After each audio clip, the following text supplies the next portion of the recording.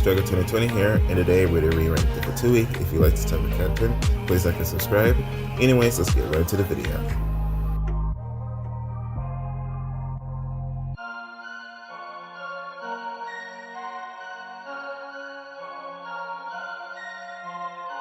So I know people will come into the video saying, hey, the Fatui were already ranked in terms of strength. Yes, they were, but they weren't ranked in terms of fighting ability. The good chunk of the Fatui Harbingers aren't actually warriors at all. They're researchers and politicians. Who do you think would win in a fight? The world's strongest powerlifter that can squat 1,000 pounds, or Iron Mike Tyson? Most likely, Iron Mike Tyson is going to win that fight because unlike the powerlifter, Mike Tyson's body and mind is trained to fight. He knows how to deal damage efficiently, take damage efficiently, and how to dodge efficiently. That will be considered into my ranking. Also, that was then. This is now. Multiple Fatui Harbingers have grown in terms of strength since then, and that's what I'm ranking today. I'll also be ranking the hypothetical full power for certain entities, like the captain, the doctor. Without further ado, let's get right into the video.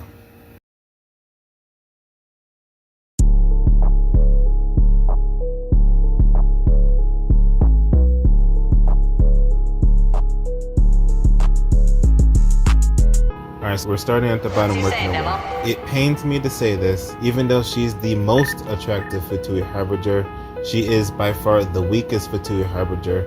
That is Senora. Remember when I was talking about Mike Tyson and the powerlifter? Yeah, Senora identifies as neither of them, because I'm pretty sure when the powerlifter starts losing, he's not going to start hitting the windmill. Senora literally did the windmill in her boss fight. She stands in the center of the ring, she doesn't move around at all, she telegraphs all of her attacks because she's a dominatrix. She can't control her full power.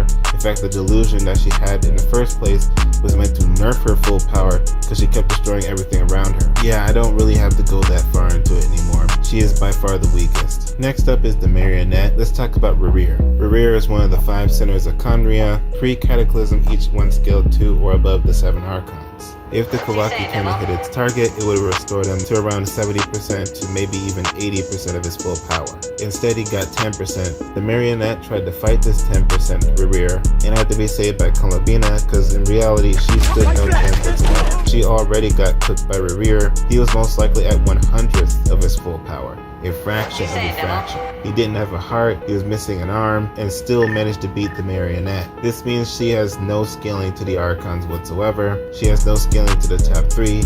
You can't even say that she scaled to Crucibina, let alone Arlecchino. Speaking of Crucibina, she's next on the list. We pretty much saw very little of her. We don't know if she has a foul legacy form or some sort of transformation.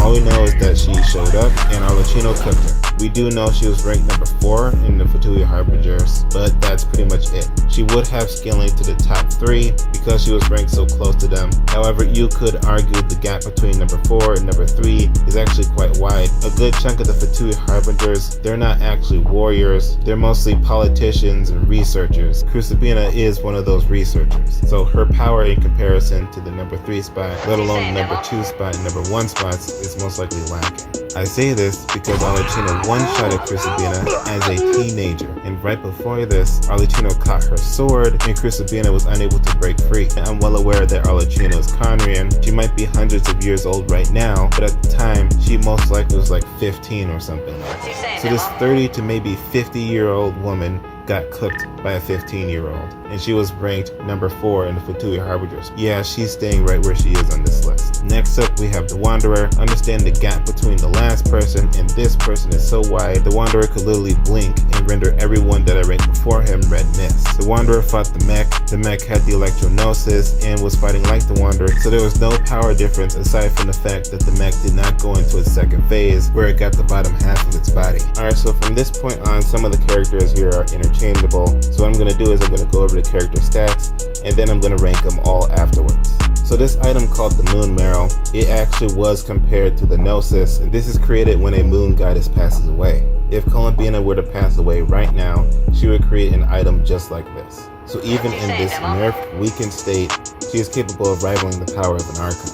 The Fatui was formed after the Cataclysm, and the moons were destroyed hundreds of years before the Cataclysm, so Kalabina's power was draining for hundreds of years before she even joined the Fatui. Then she joined the Fatui and was ranked 3rd. The Doctor, in terms of physicality, is capable of rivaling the Archons. However, this is not what makes him dangerous. is his technology or inventions. He has technology to put people to sleep, and the mech that the Wanderer fought in was created by the Doctor. Most likely, he has many of these devices and his own device. For this discussion, we will assume that he only has at least 3 of these, and one powerful mech that eclipses the power of the others. At the time when this recording is being made, September 4th, 2025, we have not seen the Doctor in Norcry. He could be gearing up for something, we wouldn't know it. I'll rank him, but only with the knowledge that I have. Should there be any type of increase in power that comes later on, there will be a third part of this video. In fact, I'm planning on making a third part of this video once Columbina comes out. Next up is Arlecchino. As a teenager, she took out the 4th Fatui Harbinger. Regardless of how strong or weak you think Crucibina was in comparison to Columbina, she was still ranked the 4th strongest Fatui Harbinger. The Knave is Conrian, she's hundreds of years old, meaning when Crucibina was killed, this wasn't that long after the Cataclysm. Arlecchino was ranked 4th strongest Fatui Harbinger as a teenager and was never re-ranked. I want you to think of the type of strength gains that a person gets from getting older. The older a person gets, the more developed their body becomes, and the stronger they become as a result. Saying her power is directly comparable to the top 3 is not entirely out of the question. And I say this because the Knave outright states that if the Doctor was not amongst the Fatui Harbingers, she would have killed him a long time ago. The fight between the Traveler and Arlecchino was not a fair fight. The Traveler's attention was constantly split between protecting people who couldn't even lift his own shoes. The flow of the fight kept getting interrupted. He was constantly forced to take hits for other people. The fact that he did as well as he did was actually impressive, and the Knave didn't even overpower him in the end. She put him in this Genjutsu-esque Tsukiyomi thing, and that's what ended the fight. Even then, she wasn't taking the fight seriously. If she wanted to take out the Traveler, she really could have taken out the Traveler at that point, but only because of the things that I've talked about thus far. I say this because when the Knave fought the Traveler was directly comparable to the 7 Archons. You can argue that the Traveler was stronger than Nevalent and Zhongli, both of which are Archon level, and is the standard for Archon level. I'm going to end off this section by saying this: Arlecchino might be strong enough to kill the Doctor, but there isn't enough evidence to suggest that she's stronger than the Doctor. You can argue that she is, but it's not concrete. So I'm going to be ranking the Knave below the Doctor. Tartak fought the Aldebaran Narwhal for at least 3 days. Most likely, Tartak fought the whale, got knocked out by the whale, got up and continued fighting the whale. There's nothing to suggest that he or anyone besides the Raiden Shogun is capable of fighting for 3 days straight with no rest, food, or water. I just wanted to get that out of the way real quick. Before Tartak even fought the whale had gorged on the majority of the Primordial Sea. Even if the whale wasn't as strong as when Neverlet fought it, it was still comparable in strength, and Tartak fought that for at least 3 days straight. Then when the whale finally emerged, Tartak outshined Neverlet. Neverlet didn't even think he could fight the whale after seeing what it was capable of once. Tartak was strong enough to fight the whale, but he wasn't strong enough to beat the whale. This would put him above the Archons, or you could say he's blatantly stronger, but understand that Tartak, he didn't have his hydro vision when he fought the whale. That's important because you could argue that Tartak got tens of times or even dozens of times weaker because he didn't have this thing. Visions are known for resisting negative effects. Delusions and Foul Legacy have negative effects on their users. If you want to take this a step further, Elemental Energy was meant to counteract the Abyss or fight against the Abyss. Foul Legacy is an Abyss ability. You can argue with a Vision, Foul Legacy becomes a lot more maintainable. You can even argue that Tartak got hundreds of times weaker because he didn't have this Vision on him. Not having access to some of his strongest attacks, some of his strongest range attacks, he had to physically wrestle with the whale, is what I'm trying to say. Since I'm judging full power Tartak, I'll be taking all of this into account when I'm ranking him. Finally, we have to talk about the Captain. The Captain, pre-Cataclysm, was blatantly stronger than the Archons, period.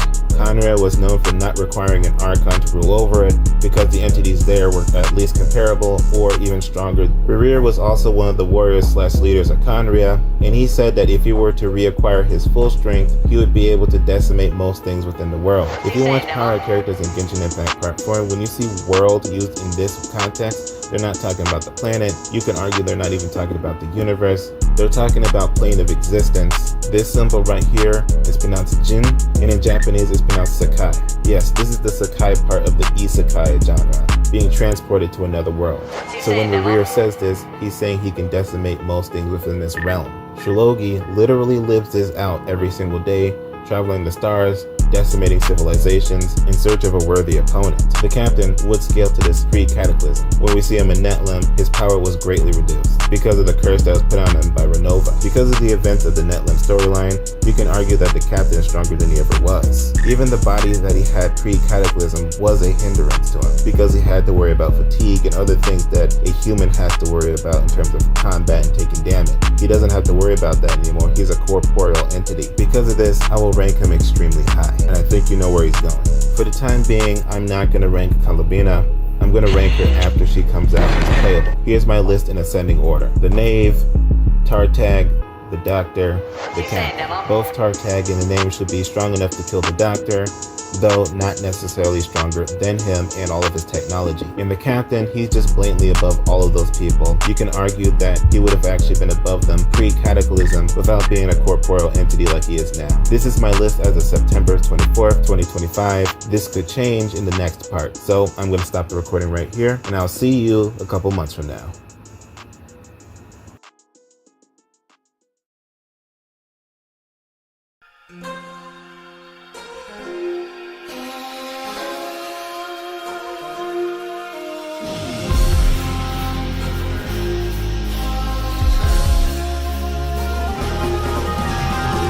With Kalabina's release and the Doctor's plans revealed, this is what I have to say about the characters. For the past 6,000 years, there were 3 different versions of Kalabina. One that was in the human realm, the other one that was in the moon reflection, and the other one that was also in the human realm, but that was her deceased body, which is Kawaki. Yeah, that thing in Norcry that's akin to phlogiston, yeah, that's what Kawaki is. It makes sense why Revere was able to solo the entire cast. That's Kalabina's tri-lunar energy. So technically, everything that Revere did once he gained this power was a feat for Kalabina, which means Kalabina technically soloed the entire cast, including herself.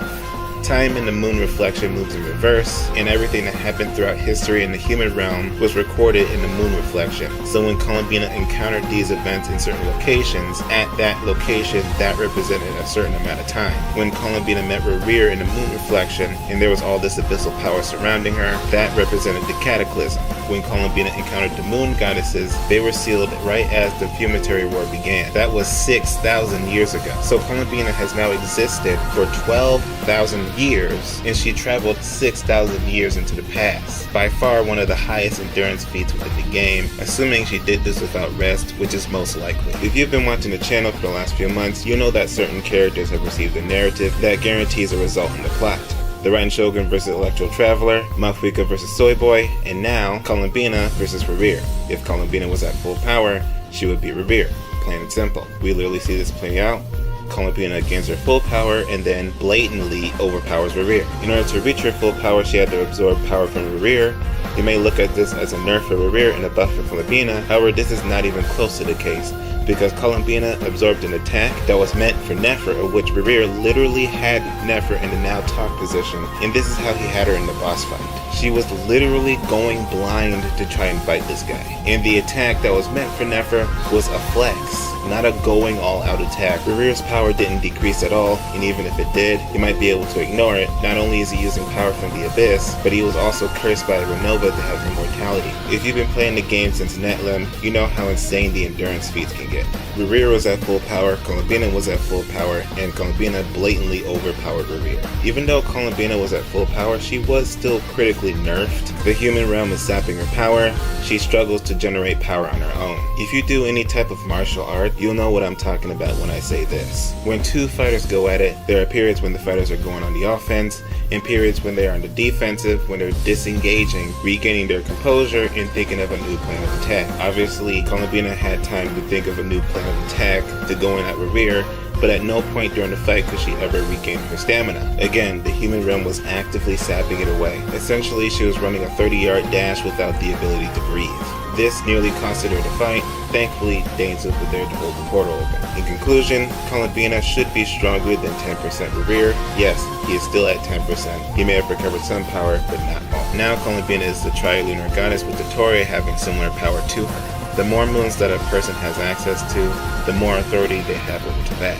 With this power, a person can freely manipulate time, space, reality, life, create anything from nothing, and destroy anything to nothing. They also seem to have the same type of immortality within Dragon Ball, with Dottore being stabbed in the back and not really feeling any of the pain, very similar to what we see happen to Zamasu. When the moon goddesses were talking about resisting the heavenly principles, the conversation more so evolved around necessity rather than feasibility. Nibelung purposely imprisoned the three moon goddesses within the mirror reflection because he thought that the moon's power was sufficient enough to fight against the heavenly principles. Nibelung lost, but apparently the heavenly principles sustained a very heavy loss. This goes to show that with 3 moons, a person is capable of resisting the heavenly principles.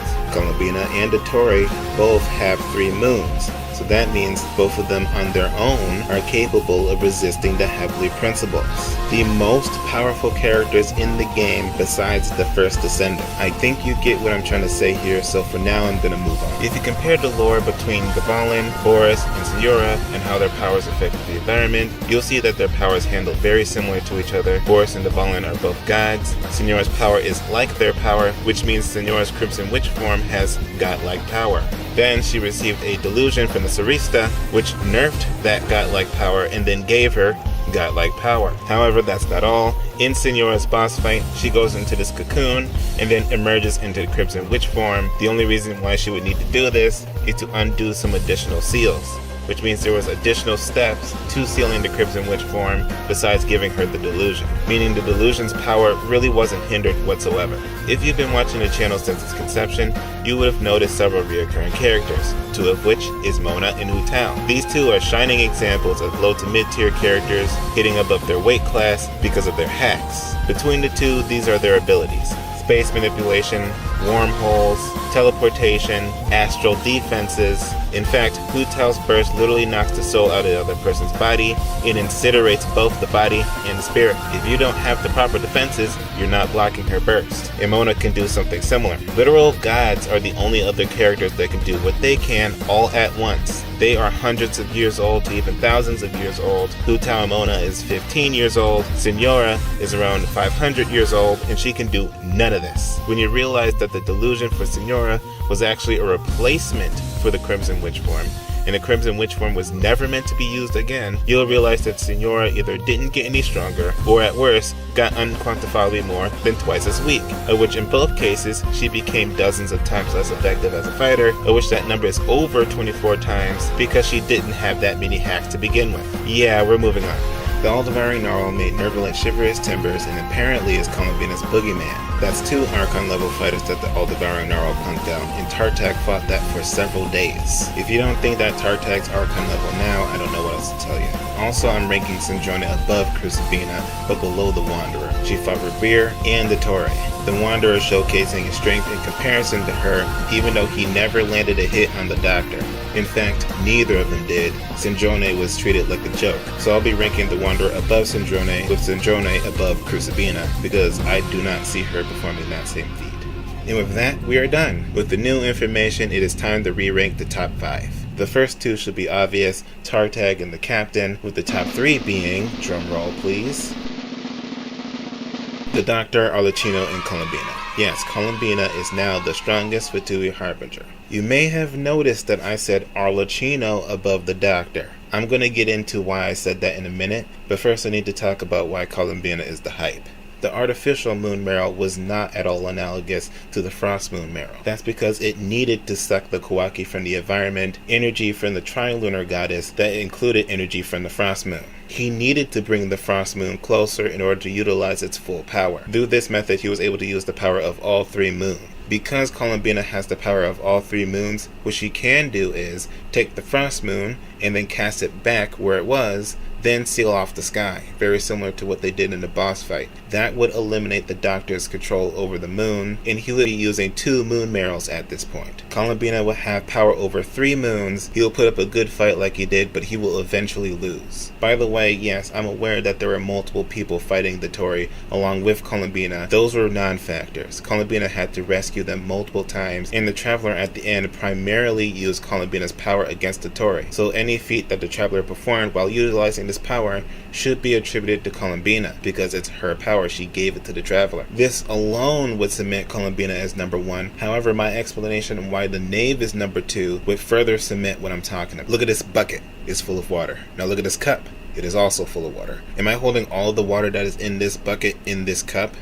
No. Mihoyo has made it explicitly clear that a person can only absorb so much of this power before experiencing adverse side effects, which includes nausea. People have literally been noted to go insane trying to wield too much of this power. It's elemental energy akin to phlogiston, which means this power will literally dissolve a person. Elemental energy needs to be broken down in order for humans to use. That's why delusions are so dangerous. They most likely don't do that, and we see what happens when you don't dilute elemental energy. There are only 3 people that have been shown to be immune to this. Columbina, because that's where Kawaki comes from in the first place. The Traveler, because he can absorb a bottomless amount of energy. And Arlecchino, because she's the Crimson Dynasty inheritor and already has this power flowing through her veins. There is no evidence to suggest that being the Crimson Dynasty inheritor is at all analogous to being a moon goddess, which means the bucket represents a moon marrow and frost moon Columbina. The tub represents trilunar Columbina. This cup represents the Doctor. This cup represents Arlecchino, because the game has made it explicitly clear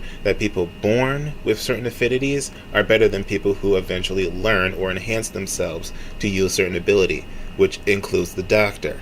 That's because this affinity has been passed down from generation to generation, with each iteration having the ability to expand upon this power, therefore increasing the affinity further for the next generation. Let's take this a step further. The reason why the Archons and the Moon Goddesses are capable of manipulating the laws of Tevat isn't because they have a Gnosis or a Moon Marrow, it's because they have access to the primordial power within them. These entities already have that primordial power flowing through their veins, which is why they don't lose the ability to be an Archon when they lose their Gnosis. Arlecchino already had this primordial power flowing through her veins before she had a Moon Marrow. Now she has a Moon Marrow. Arlecchino was born with a similar power flowing through her veins, though not 100% analogous. The Abyss power that is also flowing through her veins is, though it comes at a cost. This means that Arlecchino is closer to the bucket example than the cup example. So what better person besides the Crimson Moon Goddess herself to use the Crimson Moon Marrow would be the Crimson Moon Dynasty inheritor,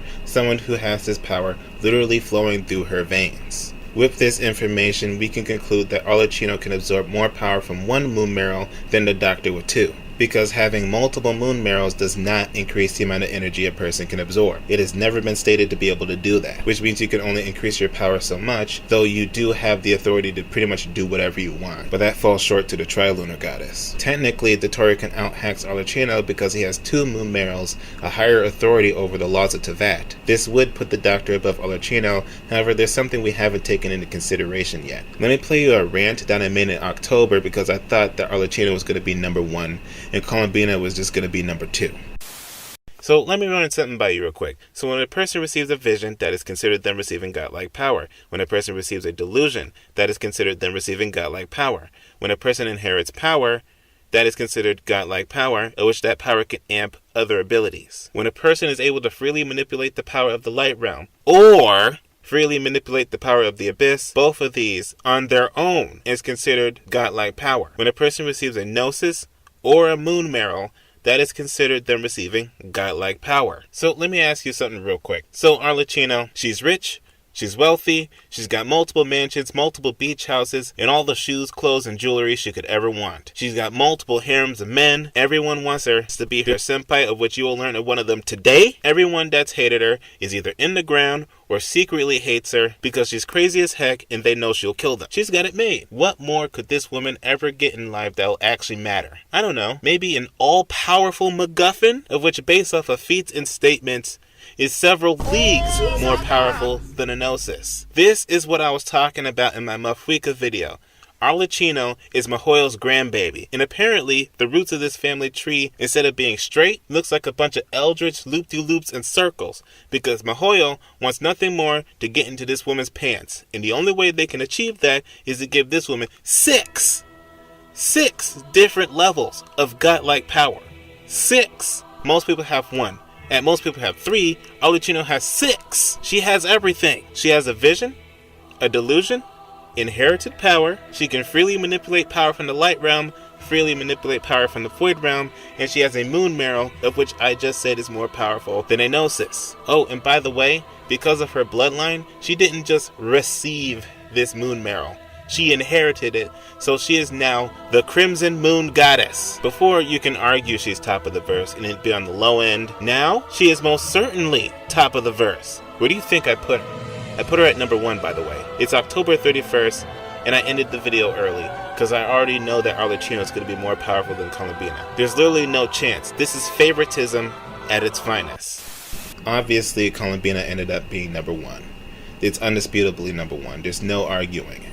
But I think you get what I'm going to say here. This whole time I was talking about base Arlecchino. She can transform. That Cinder of Two Worlds transformation that Arlecchino has, that's not just the power of the delusion, that's the Crimson Moon power that's flowing through her veins, which exponentially raises her power further than what the wiki says about a delusion. I never talked about this before because I didn't have an explanation for it, but Arlecchino got her behind whooped by Crucible. The reason why she went from getting dog-walked to two-shotting the 4th Fatui Harbinger as a teenager is because she used the power of the Crimson Moon within her blood and the Abyss.